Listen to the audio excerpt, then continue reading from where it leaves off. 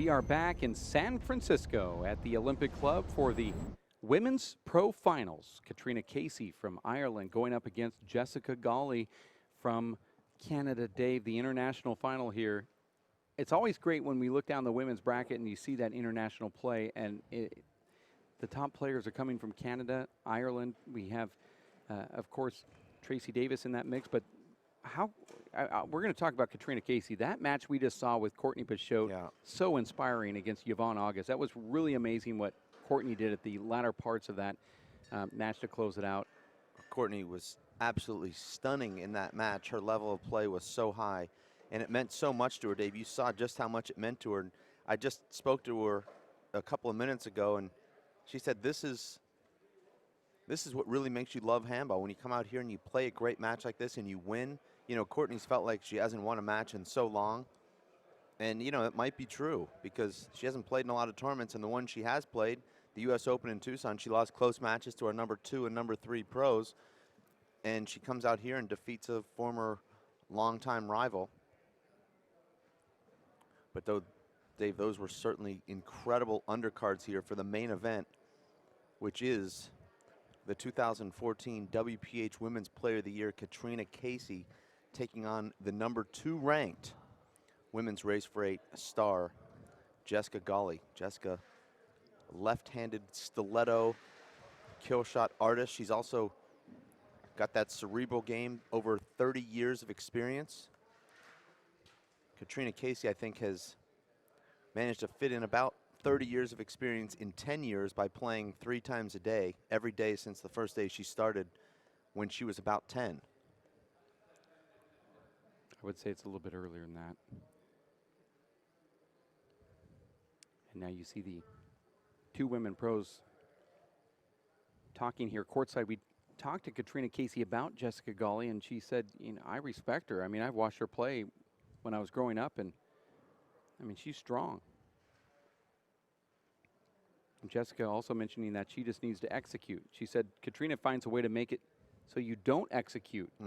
And if I can execute like I did yesterday, she's going to have a tough time, which I agree on to an extent. But you have to remember, Catriona still does what Jessica said. She makes it hard for you to execute. Well, I think it's astute for Jessica to say that she forces you into making errors by putting you in difficult positions on the court. A lot of people will play someone like Catriona and maybe think, well, I'm having a bad day, but in reality, she's not giving you a chance to have a good day. She's pushing you around the court, keeping you in the back court, and then executing kill shot opportunities. Catriona Casey. We are just waiting for the referee thing to get sorted out. Dave, we're going to take a quick break. We're going to be back in just a few for this women's finals here in San Francisco between Catriona Casey and her counter-puncher, Jessica Gawley. Stick around here on ESPN and the Watch ESPN app. We'll be back in 2 minutes. Here.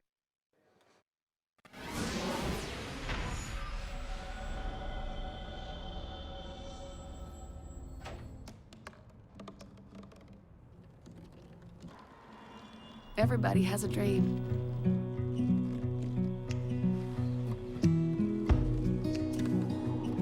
Mine was to see the ocean. And with a little help, I made it.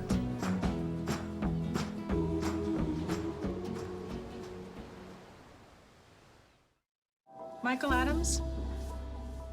Here. Michael Adams? Here. Michael Adams.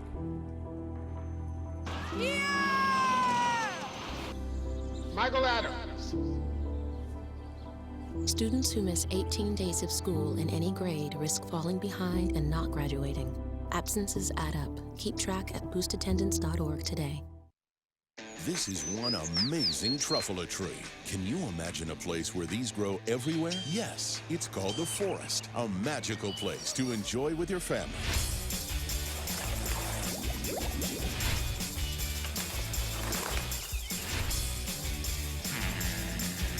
Ooh. So discover the forest and explore all the wonder that's there. Visit discovertheforest.org to find a forest near you.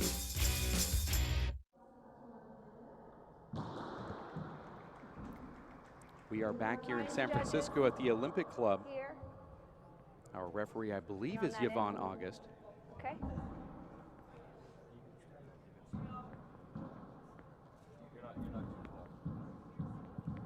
Zero, zero. And you heard the score here, all at 0 to start this one. Catriona Casey goes to the right hand of the left-handed Jessica Gawley. And now they're engaged. Both of these athletes look like they're completely warmed up. Catriona just flips it to the backcourt. Dave, there are so many people courtside. And I mean, behind the court and up top, I mean, it's Please. an amazing atmosphere. There's a lot of electricity out there. 1-0. And Catriona, Dave, I think has added a new wrinkle that I'd never seen, a head fake ace down the right wall. Play 0. Foot fault. This is what happens, Dave, and Front that's the first foot fault we've seen. But this is what happens, Dave, when you study players at every tournament and on film. She picks up Second serve. nuances. You'd have to say maybe that's a Paul Brady-esque head fake and ace down the right. Next thing, Dave, she's going to be hitting 2-foot hops like you. I'm afraid to actually tell her about it because that's what she would go back and start working on. Actually, there's some truth to a little bit of that story, and I'd like to reveal it here soon. Nice shot right there from Jessica. You know, Dave, Jessica very much under the radar in this event. You have to remember, she has cruised to the final, winning 15-10, 15-3 in the quarterfinals and 15-4, 15-2 in the semifinals. So she's been dominant, just as Catriona Casey has. That 31-shot rally won by Catriona Casey. 3, serve 0. Foot fault. Wow. Haven't seen one of those called, and I Front didn't left think she foot, was even second close. serve. That was the second foot fault called in a row. Somebody's doing their scouting. I'm not sure you can even see foot faults from where the ref is standing. Well, the referee originally said that she couldn't see because she didn't have her contacts. But she can see good enough without the contacts and the foot not going over the line, or going over for that matter. Those errors have to be corrected. Catriona Casey has this sort of way of making you start a match down 8-1, 7-2, something like that. And she does it to every opponent she plays, 5, with an serve exception 0. often to Aisling Riley.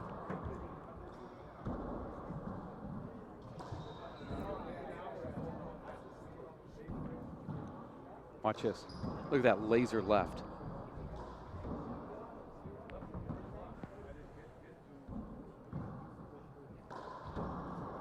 Great power from Catriona. Dave, you see Catriona so patient. She really waits for her opportunities.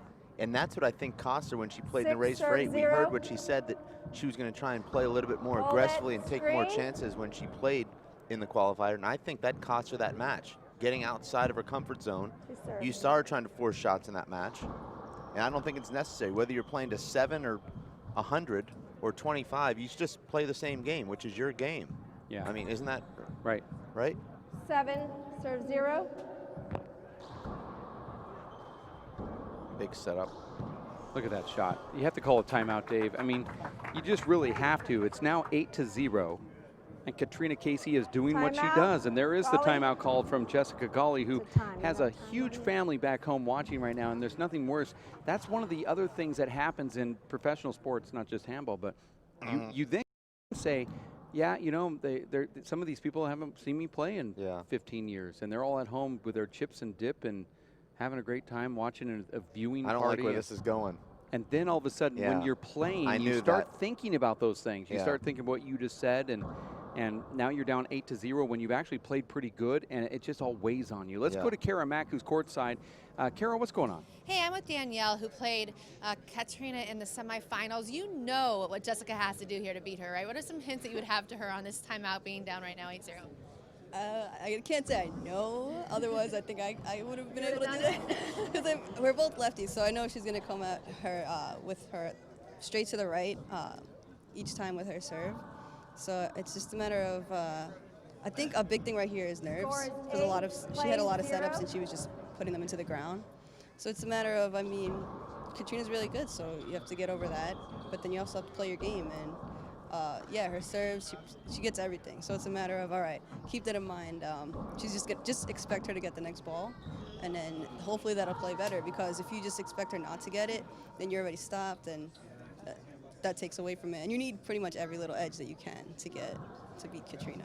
Is it more important to be consistent than to try anything tricky on Catriona? That's a hard question because, yeah, you do need to be consistent to beat her. But at the same time, that's her game. Like, she's very consistent. She doesn't really mess up. So you can either try to out-consistence her, if that's even a word I can make up. But you do have to go for your shots. You do have to play a little aggressive and put pressure on her. Because if you can't take all the pressure. All right? So, yeah, put some pressure on her and go out there swinging. That's what I would say. Congratulations on your last one, taking third. How did it feel to even take third place here? I mean, it felt really good. I know Tracy was hurting, so that kind of takes away a little bit from it, but I'm happy to win, and hopefully that puts me higher up in the rankings, so the next tournament I'll have a higher seed, and I can get to go further and see who else I can play. What does that do mentally for a player like you, knowing they're going to be coming in with someone who is injured? Does it take away a little bit of your game? I don't think it takes away from my game. A little bit, like, because we're friends and all, so I don't want to, like, oh, I don't want to pick on your right hand or whatever it is. But no, like, she's a great competitor, and even with that injury, I know she played well, so I can't say that she didn't. I know she can play at a higher level. But yeah, I mean, it helps and it hurts. So just try not to think about it. Yeah. Thanks for your insight. Congrats on the win today. Back to you guys. If Danielle had any higher seed, she would have played Courtney. And after watching the way Courtney played earlier, I don't think she would want to do that. She actually did play Courtney in the first round. 13, 12. Defeated her in 2 games. And that silence has been brought to you by, I have no clue where I'm at. Hold it short. No clue where I'm at can be found at your local retail outlet. Both agree. Second serve.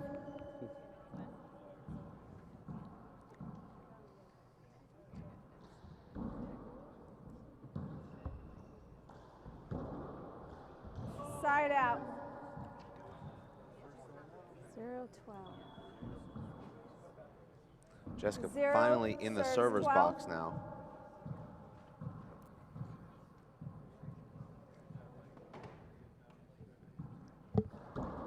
Meanwhile, men's finalist Paul Brady is on the sidelines here. It's actually looking really like funny. He's the MC at a banquet with Martin Mulkerns and Sean Linning. He's telling jokes and really. Well, according to you, everything he says is the funniest Side thing you've ever out. heard. Well, I look, mean, everybody's laughing. He calls the score, and you're laughing like Santa Claus on Christmas morning. Well, that's what Santa does. 12 serves 0. 12-0.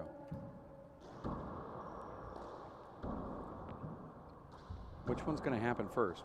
I think we're going to get a look at that emceeing conversation, Dave. And Paul's recruited some new clients over here. I know, it's getting bigger. Hey, let me ask you a question. What's going to happen? There's Paul Brady here. Yeah, he's holding court, actually. Everyone's laughing. Paul's having a great time. This is our finalist, arguably the greatest player of all time. 0. Well, what's he supposed to be doing? I mean, does he have to put his Beat headphones on or What's something? going to happen first? Catriona Casey having a foot fault or Jessica scoring a point? Well, I think you know the answer to that. 14 serves 0. I think things are so bad for the Gawley camp that we're watching Paul Brady take center stage with what probably the biggest gathering of this handball weekend. I know you wish more than anything you were a part of it, and you can be. Courtney Peixoto goes to that right corner. Look at that shot right there from Catriona Casey. 14 now, 15-0 to close out game number 1 in the women's final. Is it going to 25? I'm not sure if I said that correctly, but it's a women's final. They're not going to 25. This is a 2-game match to 15, tiebreaker also to 15 for the women's event as we look at this replay here. And now the round of applause coming from the women as they exit the court here. And that is very difficult to do, get in there and get all of these rules correct. But we're going to take a break. We'll be back in 2 minutes. Stick around. More action here in San Francisco at the Olympic Club. Game number 2 of the women's final. Stick with us.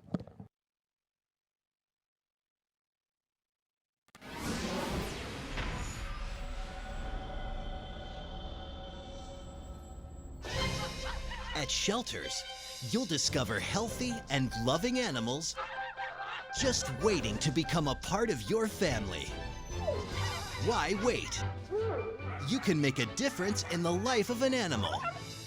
A person is the best thing to happen to a shelter pet. Be that person and adopt your new best friend today. To find out more, visit theshelterpetproject.org. My life is full of statistics. Thing is, I could have dropped out of school and become one myself, but I didn't because I had people that believed in me. Here's another statistic. 7,000 students drop out every school day. That's 1 every 26 seconds. It's time that students know that we believe in them. Inspire a student and share your message of support at boostup.org.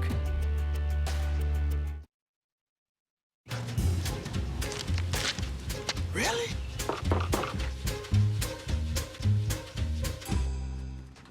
Buzz, what's up, man? You left some leaves burning out here. Yeah, I just came in just for a second. Come on, man. If it's too hot to touch, it's too hot to leave. You could torch the whole neighborhood. It's a good point there, Smokey. 9 out of 10 wildfires are caused by humans. Only you can prevent wildfires.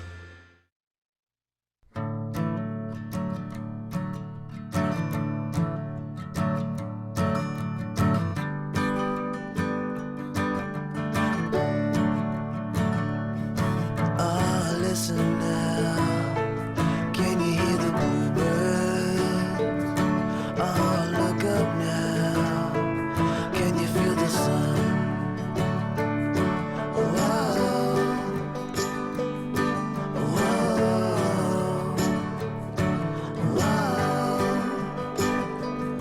whoa.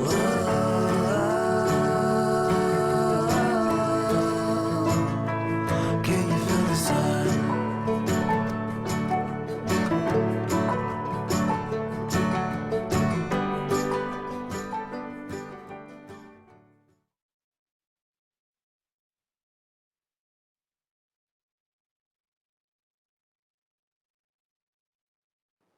We are back here for game number 2. Jessica Gawley scoring a total of 0 so far in this final. 0, serve 0. Or you could just say didn't score. I could have said that. Yeah, no, but you don't score 0. Well, okay, she Oh. has 0, no more than 0.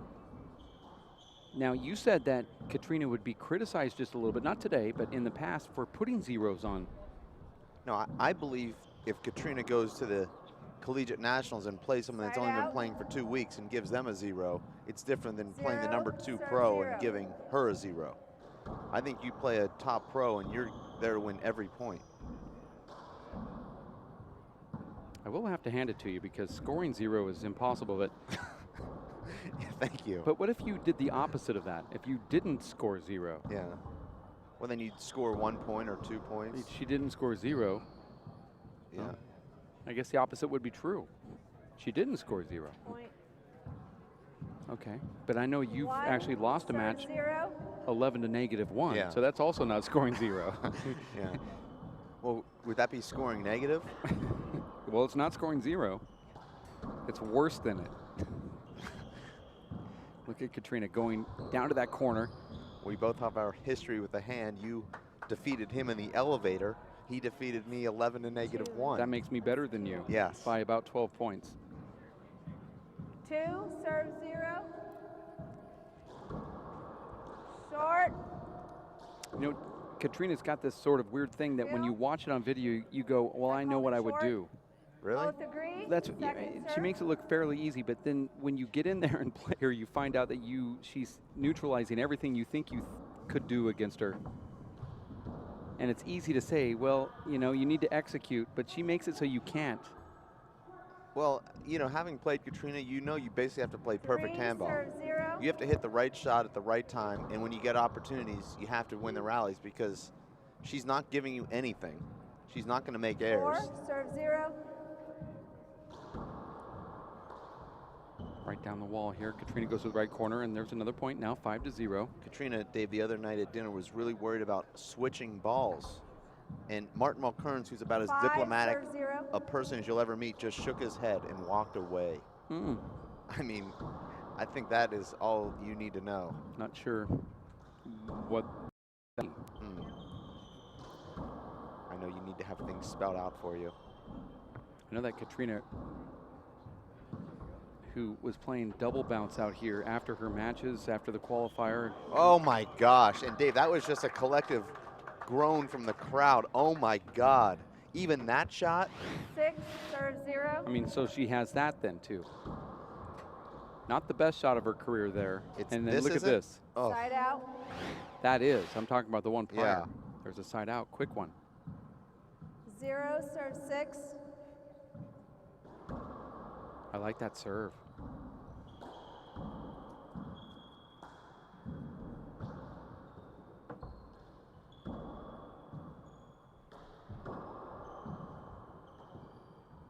You know, Dave, here's the crazy thing. There's some great players in this club right now. There's 500 people Side here out. in the facility that play handball right now. There's only about 6, 10 serve 0. to 20 that could possibly beat her. Well, according to one of your social media posts, there's only 80 people in the United States that could beat her. And one of them now is Raul Jasso. Well, of Side those out, 80, sorry. she could probably beat on a given 0. day 50 of them. So Serve really only 6. 30 that, according to you, she couldn't beat. Yeah. So that means 10 of those 30 are at this club, based Yeah. on what you just said? Yeah, well, Paul Brady. Oh, okay. Dave. I thought you meant members of this No, club. no, I just Okay. mean All right. Luis Moreno. Oh, we're going to actually name all 10? No, then? I just wanted you to know where I'm going with Oh, that. okay. Yeah. No, I knew once you said Paul Brady. I got on the it same usually page. takes me 4 or 5 more names for you to understand. Yeah. I'm just trying to point out the positives, though. 6, 0. Yeah. Now it's a 21-0 run for Casey.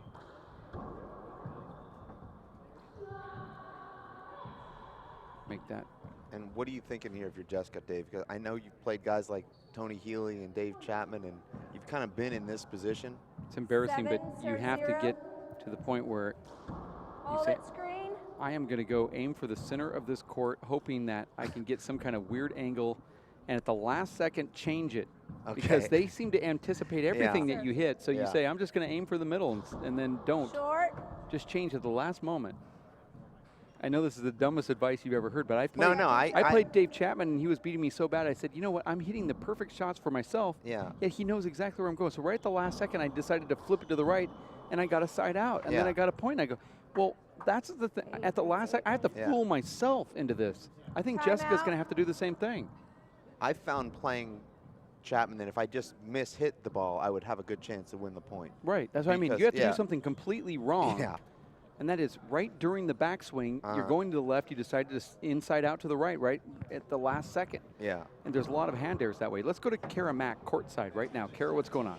I'm with Tracy Davis, who's also watching this match, of course, going on right now. What do you think is going on through both of their minds when it's not being that great of a match for Jessica and Catriona's just running away with it? Well, Catriona is going to get on the court and do what she has to do. She's going to play her opponent's weakness to death, basically. And I know for a lot of the women that get on the court and play Catriona, there's a lot of pressure because she's a very good player. She's obviously a very good player. And then there's so much hype, you know. I think every single one of us that have played her have been told before we get on the court, you know who you're playing, right? You're gonna. So, you know, there's that added pressure of I want to do well against her. And I know that she's a very good player, and she doesn't really have, she doesn't make mistakes. She puts the pressure on you to go for it or not go for it. Right now, for Jessica, I think she just needs to go in there and just go for broke. You know, it looks like she's playing really safe. She's not going for anything major. You know, she's just looking really out of sorts in there. So I'm just hoping she can get her focus back and just go in there and just give it her all. This tournament, you've been struggling with a shoulder surgery, or shoulder injury, sorry. Not going to have surgery. It's not going to go there. Absolutely not. I did not say that. Did not say that. Talk about this sport, though. I mean, there's so much athleticism that goes into it. There's injuries in the elbow, the shoulder. Everyone suffers from them. How are you doing now? And talk a little bit about this sport and how much it takes to actually be a great player and stay that way.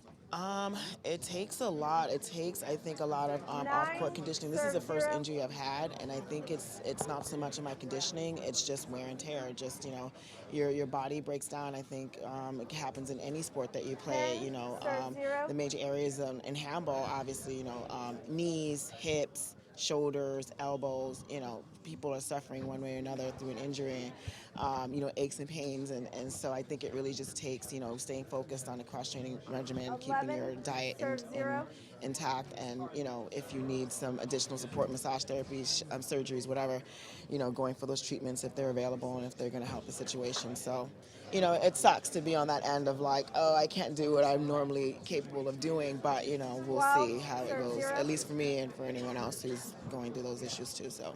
Talk about the culture of women's handball. You guys all seem to be great friends, you know, high-fiving. Even you saw Jessica on that great shot of Catriona's tapping her like, wow, I can't believe that shot. How is it between all of you, and how much does that affect your game? You know, there are players that just have different strategies. You know, sometimes they come to the tournament, they're not trying to be too social because they have their opponents, or you're social with some people and not others.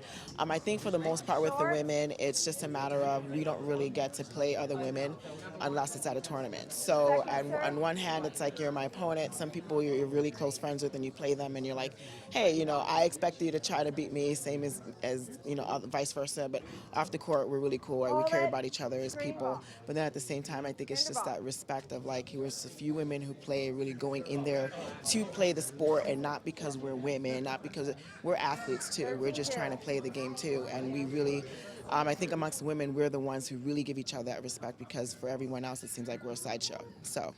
You say you're a sideshow, but these men here who play handball, you're talking to them constantly. You have a great respect for them. They have a great respect for you, which is really neat to see in the sport.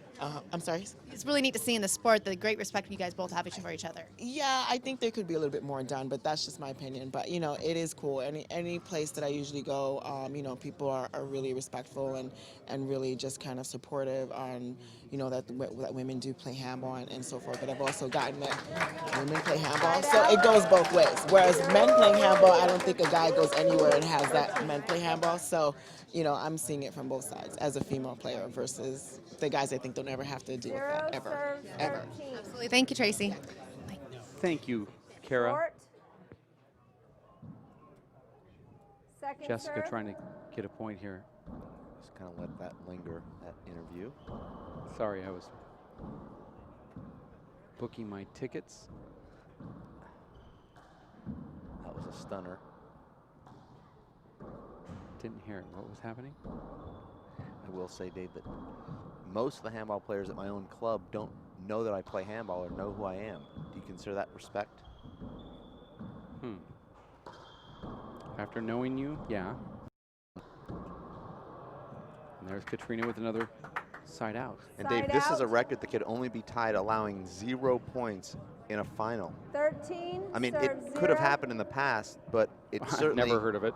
Well, I'm saying it's theoretically, here it is, 1 point away. Does Catriona Casey go for this last point to put 2 consecutive zeros on Jessica Gawley in the final, and she is apparently just going to go ahead and play this out up to the roof. Back to the roof again, misses it.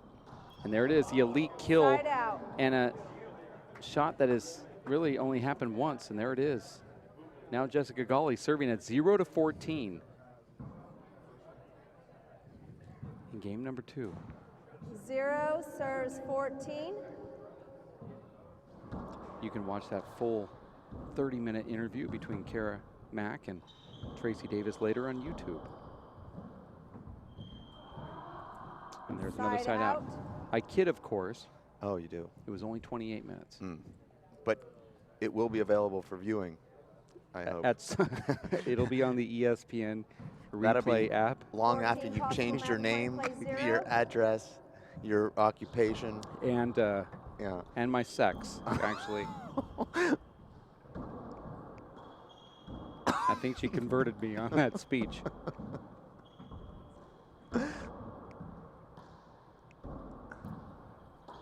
Well, it's like my dad always taught me, Dave. No good deed goes unpunished. Never has and never will. And this weekend was just more evidence of it. Look at this shot here. See if Catriona can get that final point. And right at the feet of Jessica, digs it out. Catriona back to the 3-wall wrap. Big setup here for Catriona. Wow. And that's how she ends her tournament.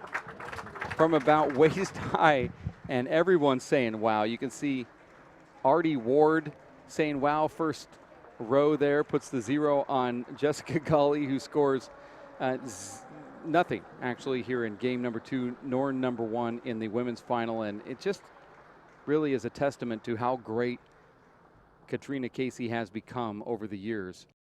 And she wins this women's final in San Francisco. The Olympic Club, watch ESPN app, and the WPH Race 4-8 Tour. That's www.race, the word, number 4, the word 8.com, WPHlive.tv, where you can watch the streaming action. Let's go to Kara Mack, who's courtside. Kara. I'm here with Catriona. Amazing, amazing match. How's it feel to go in and just really secure that? Yeah, I'm delighted. Like I was saying earlier, you know, we've played a few times in the last year, and each time Jessica was getting stronger, you know, and really pushing me, but just things didn't go her way today, and like it happens to everyone, you know. She created opportunities. Like I hit a lot of shots and they came off the back wall, and she was in position to hit them, but she just skipped them in, like, and things just didn't go right for her on the day. I'm just delighted to get the pro stop under my belt now, and we've had a great trip in San Francisco, so it's a nice way to end it off.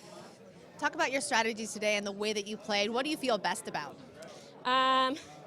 I felt I was moving quite well around the court. Again, I was overhitting some shots, but I got to most shots. Like my serves were, some of them were good, like Jessica's left-handed, obviously, and I feel quite comfortable serving down the right. And I had played Danielle yesterday as well, who's left-handed, which is kind of unusual in both a semi-final and final to come up against a left-handed player. But that probably benefited me, and I was striking the ball quite well, I suppose. You head now for the World Collegiates. What is the difference between these professional tournaments and the collegiates?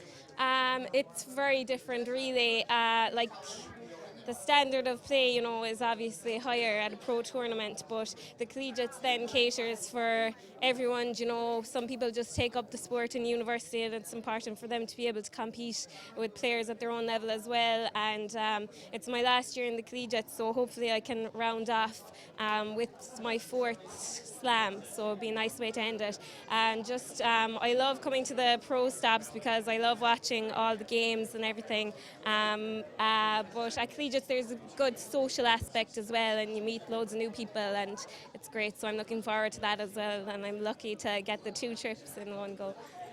How much would it mean to you personally to have those 4 World Collegiate titles?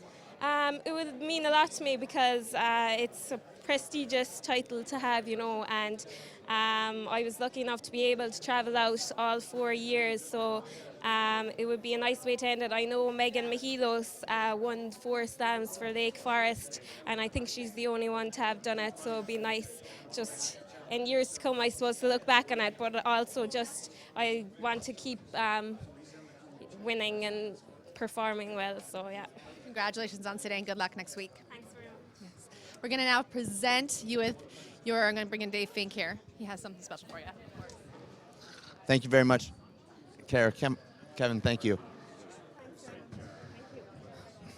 Catriona, absolutely incredible, stunning performance. I mean, you just seem to continue to get better. We're here with our tournament sponsor, Kevin Del Grande, and the Kevin Del Grande Dealer Group. Kevin, you've been so generous with us all week and hosting this incredible event. All the players are so appreciative. I'd like for you to help me hand Catriona her winning crystal. right here. Catriona, it's an honor to be able to present you with this crystal as our #1 player. Also,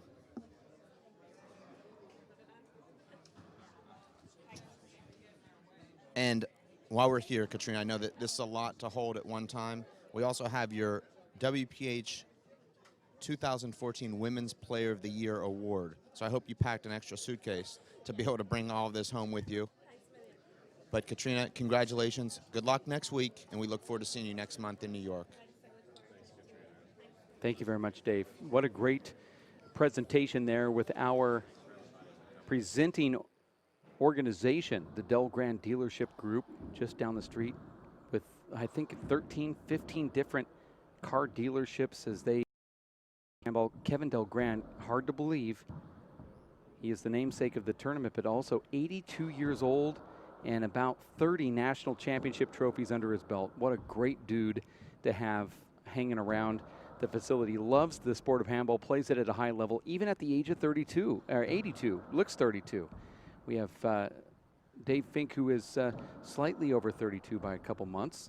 Back into the booth here in just a few minutes when we talk about this men's final. So we're going to take a break until we can get him out of the hordes and hordes of crowd members that we have gathered here at the Olympic Club in San Francisco, men's finals. Paul Brady from Ireland going to go up against Emmett Peixoto next. We'll have more action on ESPN and the Watch ESPN app. Stick with us.